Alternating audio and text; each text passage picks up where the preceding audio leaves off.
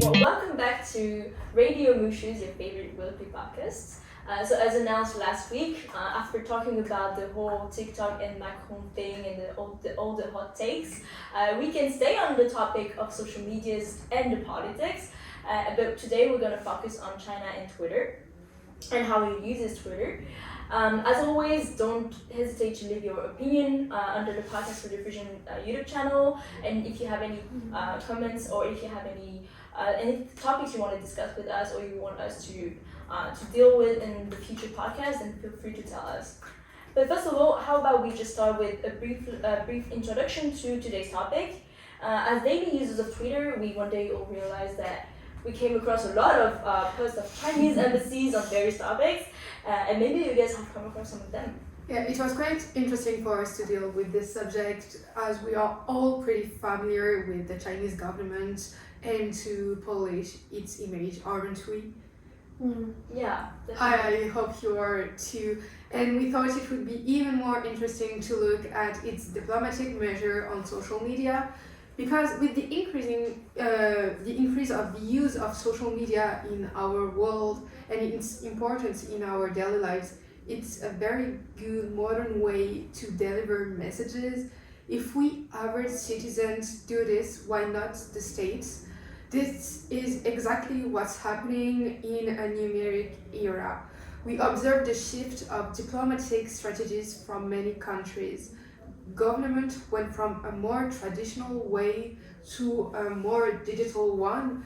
In fact, over the years, diverse actors have started to use social media for communication and to express their opinion on a national matter or on a controversy. We can find presidents, politicians, or even ministers. Yeah, and this is the case, for example, of Jean-Luc Mélenchon in France, who has been very active on TikTok and recently on Twitter. And I'm sure most of our listeners have already seen those tweets that can be pretty much controversial and provocative, as they are going against other political parties or against the president himself and the government. And we don't only have Mélenchon on Twitter, but overseas as well. We also find Donald Trump very active too, but who has seen his own Twitter account being cancelled, as we all know, and deleted as he was using it to spread messages of hate. So as we can see, there are more and more Twitter accounts being created by states for the purpose of particular public personality. So Twitter is the hotspot for politicians right now, it seems like. But let's go back to China, and it goes same for the China what you just have said, that, and its use of social media platform is similar to its counterparts, but has slight differences. And as you may know, the Chinese Communist Party restrict access to those platforms, but it had found an alternative to these issues. And we can't directly use this platform in our country, but we can use our embassies overseas to delegate our message for us. And this is exactly what I'm going to focus on today episode, and Chinese embassies and the use of Twitter overseas. And therefore, we thought it could be interesting for you to know the different way in which the CCP can influence our perception on Twitter, through its embassies. But you know, it will be too long for both of us to discuss their influence on an undefined scope. So why not focus on COVID? And do you remember the mess that is created? Yeah, it was a Yeah, big it was mess. such a mess. Yeah. I even remember all the hate that China and Chinese people got because of it. Yeah. So our today's podcast main questions is, how do Chinese ambassadors use Twitter as a new platform to defend their country in the period of crisis? Yep. And before going to the methodology, I just wanted to add a disclaimer. We will refer to Twitter as Twitter and not X, as it is the new name of Twitter right now. And so the survey method, so to offer you a qualitative, informative podcast again, we conducted our own research around this topic, and we will try during today's airing to unfold to you all our findings. And the inquiry that we propose today will be a mix between theoretical and empirical data. Indeed, so we choose to read some academic papers first in the first place to have a few ideas of what were the motivation behind this, what were the strategies, and all these academic papers were sort of a reference for us. Then after to look deeper into an analysis. A clear analysis of all of this, and we after then collected data from the Chinese ambassador's Twitter accounts about the COVID-19. So we selected posts from those embassies accounts around the COVID-19 period, and we decided to focus on tweets coming from the period beginning from 2019 to 2022, corresponding to the years where it was really the COVID pandemic was really going on hard still in the world, and we thought it was really interesting to look at the whole picture, not only during the COVID pandemic but also after. As you may know, like all this hate against Chinese people, the Chinese diaspora emerged during the COVID but also after. So it was interesting to see how China developed this strategy during the pandemic and also after to keep on flourishing this image of China. It is also important to consider this whole period and the scope that is related, because everything is related, I guess. So we have a strong correlation between Chinese hate and the development of those Chinese use of Twitter to polish its image. So we will show that everything is linked. Nonetheless, we encounter some limits in our empirical study because we use scrappers to search through multiple Twitter accounts of some embassies and ambassadors. Nonetheless, the scrapper that we use only allowed us to scrap one Twitter account per person. So we picked the ambassador that we consider were the most relevant for our study. So first we picked the Chinese ambassador in the US because, as we know, the US are considered as China's main rival, and we found it really important to see China's strategy towards the US. We also selected the embassy in France for a very simple reason. We sustain diplomatic relations with China, and we are also in France, so it was quite obvious for us to choose France. And the embassy also of China in Pakistan is also very important. I don't know if you know it, but both countries have very deep economic ties, so it would be very interesting to see how their relations are on Twitter. And lastly, we thought it would be interesting to also take an inner view of the whole picture by taking the Twitter account of the Chinese representative of foreign affairs. And as for Twitter, we thought it was a very interesting platform to analyze, as it is used by a wide range of people and from different ages. And the platform is also very interactive and invites people to share and comment their ideas freely. And it is also a good way to spread information through simple posts. And therefore it can be seen as the perfect platform and tool for the CCP to spread information. And PCC immobilized its embassies all over the world to spread information. To spread a uniform message on their respective accounts, Exactly, sorry. No problem. We will see just below, thank you Lina for this, we will see just below what are concrete strategies used by PCC to defend China against the COVID pandemic, and the four of us work on a specific aspect we'll present to you.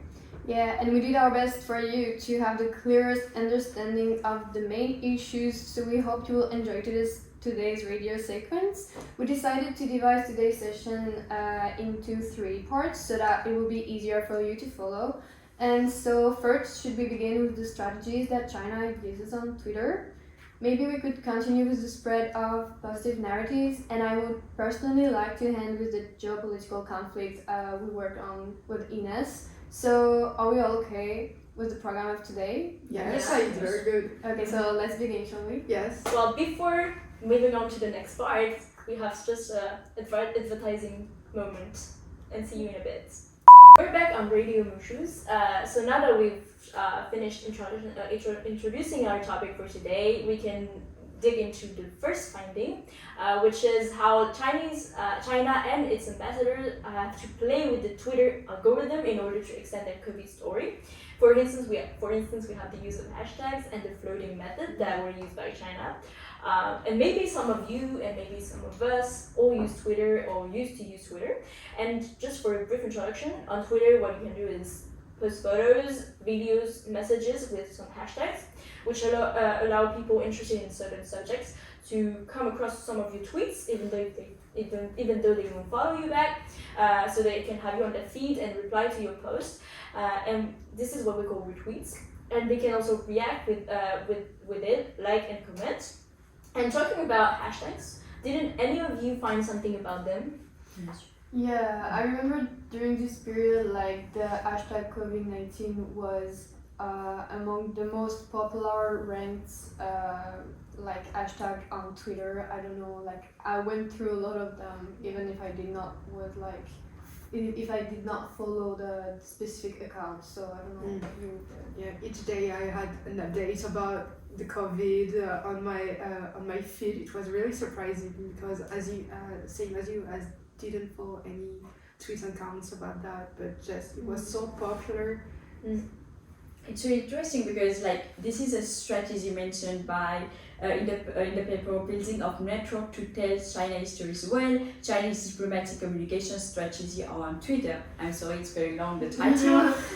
So in this, like we find out that this strategy was one of the most used by the embassies. Really? The one? Yes, the hashtags are really impactful, and because they facilitate network building and help each individuals that are concerned with a specific topic on Twitter. You can search a keyword and find multiple tweets thanks to those hashtags, and that is why China used them to its advantage to appear in the feed of people concerned with COVID even in 2022. And we can see the graph below. We can see in this graph that the hashtag COVID-19 and hashtag coronavirus was at the high rate during the period of pandemic. And this is I'm sorry, I just lost in my notes. So I was saying like and also like and I was saying like we can see the table like in this table as well as that the majority of hashtags were China and COVID-19, and the frequency is really high because it's 879 and 856. And furthermore, the topic of tweets is most of the time related to China's response to allegation on the COVID. And to kind of illustrate this idea of hashtag use, we have this post that was posted by the Chinese embassy in France. And here we can see that this post has the COVID-19 hashtag, and it's again the idea to play with the algorithm for people to see this post more easily and to comment on this and to be more aware of this whole thing around COVID.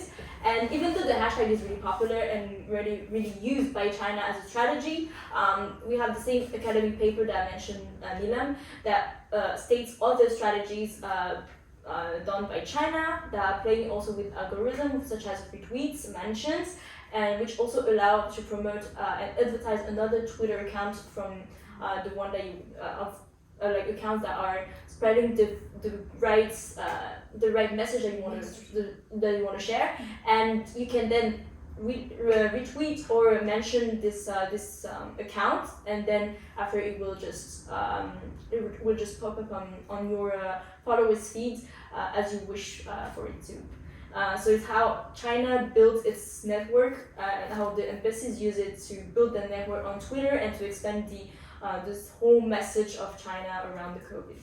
So just to pick up, at the beginning you said there was a second method which was about the flooding method strategy, and I want to just develop on this method because it's quite interesting. I read a book called Censored. It is a book written by the American journalist in 2018, and in this book she talks about how Chinese government is imposing its strategy in the era of a numeric era, as you said before, and in this method it consists to post lots of content about the same topic. For example, creating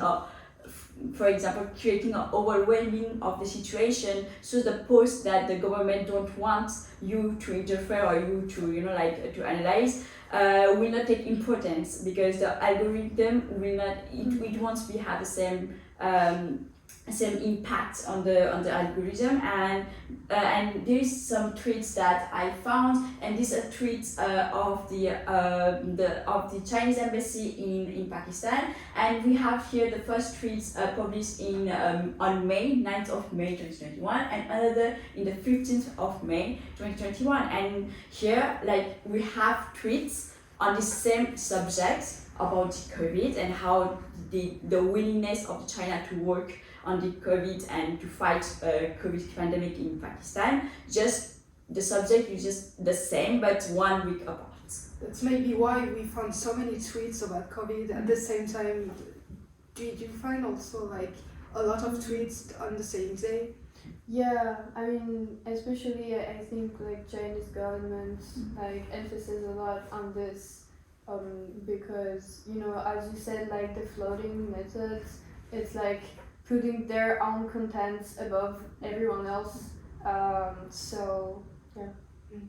Yeah, so our first finding is pretty interesting. It shows how China plays with algorithm, right? So before moving on to the second finding, we can have a little break with some advertisement for you guys. So take a coffee and relax. Well, welcome back to Radio Mushus. So now we can move on to the second finding.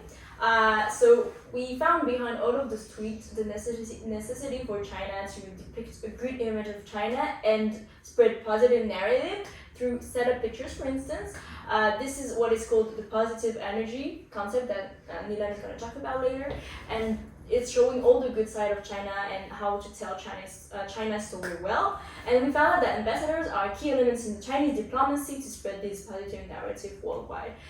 So we can take the example of the set of pictures. So the use of strong images can be really useful for them to promote a certain idea or a certain history or a certain story, to be a bit biased. And it's a good way to spread a positive image because just changing a bit of the angle of the picture can change a lot. So if we look at this picture, we can see that there are many messages in this. It's again posted by the Chinese embassy in France.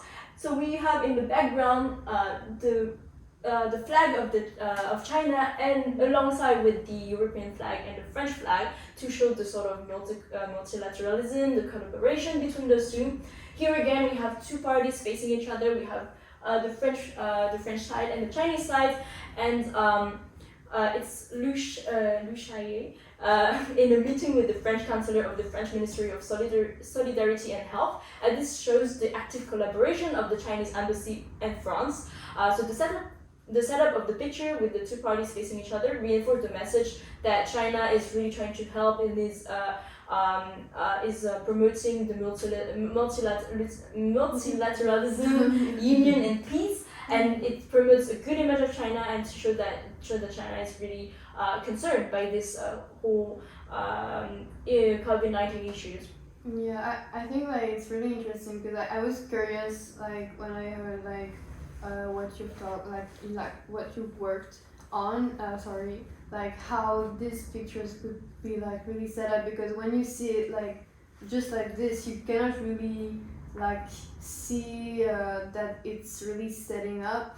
You really see it as a normal picture, but in fact there is a whole strategy behind it. I think that's quite interesting. Then I have a question for you guys. What do you think of this picture? I think it's really beautiful. I would go there personally. For me as well. Yeah, I very think, like the colors, like the neons, it's really like It's really like the Photography. good life. a bit Yeah, cinematographic. exactly. Also. Like, you want to go on a cruise ship to China. Yeah. Yeah. But in fact, it's again propaganda, not propaganda, but it's a setup picture again because here it says Wuhan Jiao. It's like the idea that the government is cheering up for its population because it's the idea that there's zero COVID in China right now, which we know now that it was not the case. And see, like it's talking about the COVID, but we have this whole scenery, we have the river and everything. The building is lighted up, and we feel that the government is like, oh look, I'm cheering on my population, my citizens, even though they're having a hardship, and even though we know as European people that it was a bit of a hard time for them. So yeah, this is all the idea of setting up all those pictures. Yeah, I wouldn't have thought about this while seeing this picture. For me, it was just a beautiful picture of China, and that's all. So maybe some of you and some of us as well don't think about this when seeing a picture. So it's really interesting to dig into this question because it can relate to many other states, for example. Yeah, when you're not informed, you can easily like fall into the trap, if I can say. Like, yeah, and it's the same. Like, it feels like yeah, a lot of states can use it. Also, not only China, but when you like maybe search for a Google image of a country, it's usually these kind of beautiful pictures that comes first. So yeah, but this is really specific to Chinese strategy for COVID-19. So You know, like I think there is one specific term that could gather all that of Nina mentioned. that could gather all of our ideas to like to introduce the positive energies, and it's called exactly the positive energies in you. So like as I said, like it's our ability to induce positive emotion or attitude to the public through its post or through its text. And that said, like when China is criticized, the Chinese government objective is to respond by publishing positive information or facts that arouse positive emotions in public, trying to make people forget the negative aspects by choosing an emotional pattern which will be more sufficient to which will have a more ability to introduce the positive energies. And for this, I have some tweets. For example, here once again is a tweet by the Chinese embassy in Pakistan, and in this tweet we can read together with HE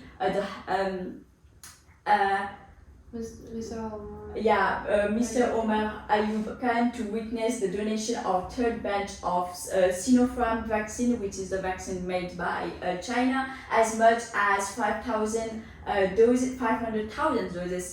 China is always Pakistan's ironclad brother, and here the term brother is very important. Like it says like how China, trying to build a relationship, not only the neutral relationship but also the emotional one, and saying how they have a great relationship and how China as a big brother is helping his small brother, his younger brother to face this pandemic, and he's giving everything that he can give and provide. I think it's pretty interesting, sorry to confuse, because like we'll see in the last part Ines and I did, but it's kind of interesting to see how the message of the CCP is changing regarding the country he is talking to, like the citizens he's talking to, because we can see here it's really the brotherhood,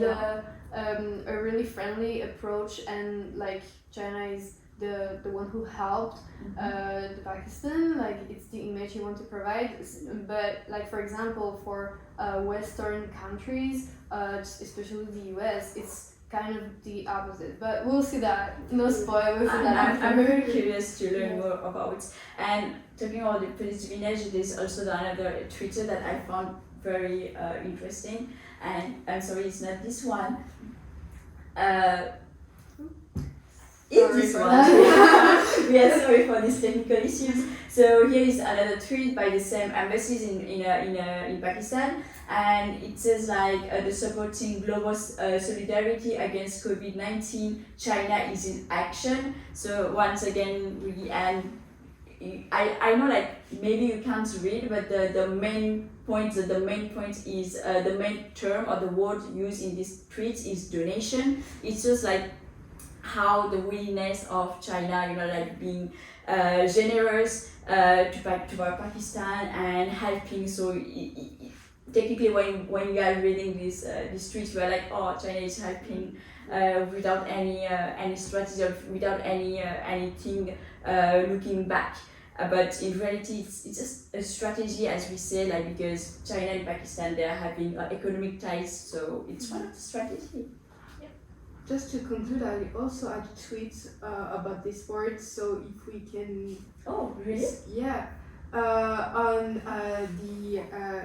of the ambassador. So it's approximately the same as, but it concerns this time China itself and how it optimized the COVID-19 response and what China did. So I found it quite related to your part. Mm-hmm. And just to a conclusion, like this part was really interesting for you because now when you will see like some pictures maybe on Twitter and some posts of Chinese ambassador also on Twitter, you will think about what we've said and you will also have a different look at those tweets. So I think it was quite interesting. And not only Chinese government, like, I mean, you should be critical for every government, but like, the topic of today is China. Yeah. Like for me, honestly, like my point of view, how I used to read tweets is not the same before and after I did my research and I have worked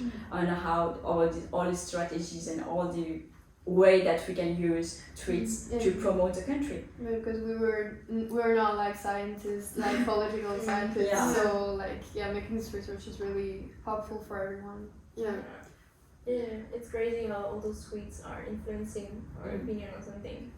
Yeah. So I guess this is it for this part, and this is another quick break, like the last one before going into our last finding. Sorry. So see you in a minute. Have you ever heard of the Wolf Warrior diplomacy? Well, maybe not, but have you ever seen the movie Wolf Warrior 2? Wow. I do not. Did we change the topic? No, don't worry, we're not here to critique a movie, but it's really linked to the Wolf Warrior diplomacy because in fact, the Wolf Warrior diplomacy took its inspiration from this typical movie because one of the movie's famous line is, however difficult it could be, anyone who dares to offend China will be punished. Well, it's very strict. It's a really strong line, but it's really important to understand some of the tweets. So in an article written by Emily Tran, she distinguished different types of tweets. Some are rather peaceful and engaging tweets that we saw in the previous part. With positive energy. Yeah, with positive energy. But others are more aggressive, and that's what we see in our first tweet of the Chinese ambassador in the US, where he says that facing this disinformation about China, diplomats' job is to stand up and say no. So we see the intensity of this ambassador to stand up and say no, so to refuse any wrong allegation of maybe Western country and specifically the US about China situation. Nonetheless, sometimes the tones and the vocabulary that he used by his ambassador could be more aggressive, as we can see in the second tweet of the embassy in France this time, where it says that they are qualified as wolf warrior only because they had to defend themselves against crazy hyenas. It's a really it's a strong word. I didn't think that I would find something like that on an ambassador tweet, because it's really strange to call a country crazy hyenas. Yeah, it's really staying in the animal framework. I don't know. The animal vocabulary. Yeah, I know, like, what is more shocking, the fact that they are written by and published by the embassies, or the fact that they are comparing people to animals. I don't know what's more shocking. And this concept of wolf warriors is basically leading us to Arthur K. Fighting we worked on with Ines. It's that China views Twitter not only as an element of soft power, as we could think with, for example, the positive energy images like pictures, but mostly it sees it as a place to bring geopolitical conflicts. So through our general research on Twitter, we can observe that China has a unique perspective of instrumentalization of social media, and especially Twitter, because rather than seeing it as a mean of conflict, it's rather like it's basically the how can I say that? It's the fight in itself. You know, like I find it interesting to compare it with Clausewitz's definition of war. Like war is the continuation of politics. Here Twitter is not only the battlefield, it's the continuation of the conflict itself. And regarding specific strategies of the CCP, this is especially the case for, as we mentioned earlier, the long-lasting competition with the US. And this is a real, we can call it an information warfare, as referred by Mark Bryan Manhattan in his article Unleash the Dragon, China's Strategic Narratives During the COVID-19 Pandemic. And this information warfare is basically based on the massive use of disinformation that we'll see on the tweets. So the first one is from Li Qian Chao. I think it's like he's considered as a wolf warrior. Yeah, it's kind of related because as we can see in the street, like it seems like he is screaming at us, make public your data, US owe us an explanation. So it's really aggressive. So that's basically what I talked about earlier about the aggressiveness of some of the ambassadors' tweets, and I think it's quite relevant for the wolf warrior. And I kind of agree too, as he's considered as a wolf warrior too. Because he's the China's foreign ministry spokesperson, and he was considered as a wolf warrior for from a lot of scholars. So he was a spokesperson between 2020 and the beginning of this year, and he has 1.9 million followers. That's a lot. That's a lot. So imagine the impact. So he's considered as a wolf warrior, and hence he's known for this type of attacks toward the US and Western countries. And so this tweet is part of this strategy, spreading narratives about the US army in this case, and the possibility that they might have created COVID-19, or they all at least bring some theories that are not really justified at the moment, which led to several conspiracy battles between the top officials of the two countries. So this is really they bring the conflict, the long-lasting conflict in the social media, and it is specifically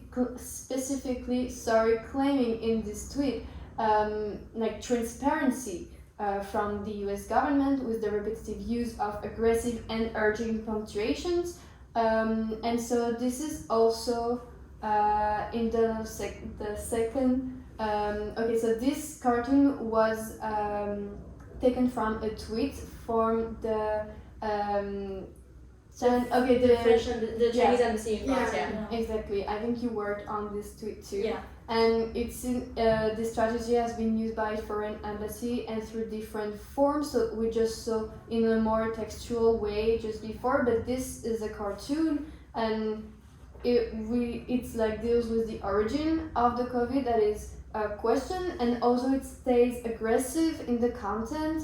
The form is aimed at showing different tones and aspects of Chinese narratives, and this strategy can work also to reach a younger audience, because and also for everyone, because it's more appealing that to watch like vivid pink color cartoon images rather than text. So it might be more impactful for another type of audience also. And I think, sorry. The faces are quite cute. But I think that this tweet is like from one of their followers. So it's not an official retweet, but it is kind of. So it's again to show that like the embassies retweet what they want to show, and they want to show the aggressivity against US. And yeah, this is definitely made up too. Yeah. The fact that I wanted to say like I'm quite like impressed by your works, but I was wondering, is there a little aggressive? Like, is it possible to have just an aggressive? Yeah, like these messages are kind of an offensive messages, but we'll see maybe with the next tweet that there is different strategies with a more defensive approach. So this tweet from the official account of the Ministry of Foreign Affairs of China says that China always stands against disinformation campaign. We are victim rather than producer of discrimination, and that they were victim of this disinformation basically. And so it uses a rhetoric of self-victimization. And by self, I mean here the victimization of the government, which appears to have the aims of being transparent and to fight against disinformation, precisely what they are accusing, what they're accused from by the US and certain European states. So we can find this type of rhetoric really easily in political speech. For example, like a lot of among populist leaders, it's the case for Netanyahu in Egypt and many others. We will not have the time to cite them all. But this type of rhetoric is used to emphasize this particular strategic defensive, and with it's kind of complete the it's balancing the aggressive and offensive. Exactly. That's what my article talk about peaceful or aggressive tweet, that there is a balance always. So we can see that China used Twitter as a defensive tool in order to spread its defensive strategy, and kind of social media are not only an element of soft power, but a real place to compete with other countries. Yeah, it's really linked to strategic studies and defense. Mm-hmm. It's quite interesting, Sorry. Sorry. No, go ahead. I'm sorry. I think it's just fascinating the way you explain, and also the link that you make between tweeters, and the film. What's the name of the film? Sorry, Wolf Warrior 2. Wolf Warrior. So I think it's quite interesting, and what you said, Jad, about the defensive and offensive. It's quite, for me, I'm shocked how the ambassadors can be so harsh. We can be naive when we don't know. But at the same time, we had defensive one where they qualified them as a victim. So it's they're pretty imaginative. They have a lot of imagination. Yeah, this is a whole communication work. That is well thought. Okay, so I think it's time to conclude our research finally. So throughout the study, we found that the Chinese government charged its embassies to spread a unique and positive message on how China addressed the COVID-19 crisis through the use of Twitter. And to do so, the embassies adopted strategic narratives involving positive energy, the Wolf Warrior strategy, information warfare, and specific use of Twitter, as we've seen in the beginning, with hashtags, mention retweets, and set up pictures. And all the strategies fit in the whole movement of telling China's stories well, as the title of the article we already mentioned, and here telling COVID stories well in it. Because in order to counter the COVID issue downgrading China's image, they use all those strategies. So this episode is about to end, so thank you for all of our listeners for following us each week throughout this journey. Don't forget to subscribe and leave a comment to help our radio ambition reach more ears. and see you next week for the third episode of this month focusing on social media in politics, the role of social media in 2021 attacks on the Capitol, and we will try to make a PDF of all our tweets so that you will be able to see our tweets at the same time. If you want to hear our radio, not watching the video, but We'll put it in our description. in our description. Sorry. So Bye bye.